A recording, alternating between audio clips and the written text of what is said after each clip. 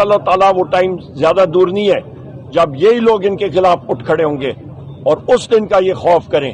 पाकिस्तान में इंशाअल्लाह ताला इनकलाब आ रहा है और वजीर आजम इमरान खान साहब की हम लोग कॉल का वेट कर रहे हैं। यहाँ पे बजट जो आमद है, ये बजट की वजह से पूरे पाकिस्तान में एक बदतरीन महंगाई का सैलाब आने वाला है। अफराद-ए-ज़र बढ़ेगी। गंदम चोर हैं ये लोग। 450 अरब रुपए की गंदम मोहसिन नकवी ने, शहबाज शरीफ ने, इन्होंने इंपोर्ट की है, किसानों से नहीं उठा रहे हैं और ये लोग बाहर से इन्होंने गंदम ली है। अभी चावल का क्राइसिस आ रहा है क्योंकि ईरान से जो पेट्रोल स्मगल होता है उसकी पेमेंट चावल के जरिए होती है। सारे का सारा चावल पंजाब से और इन जगहों से जो है वो स्मगल होके चला जाएगा ईरान और उधर से दुबई और बाकी जगह, और किसानों को कुछ नहीं मिलेगा। हम लोग इसकी शदीद अल्फाज में मुज़म्मत करते हैं। बिजली की कीमतें देखें, पहले हमारे दौर में 17 रुपए यूनिट, आजकल 85 रुपए यूनिट।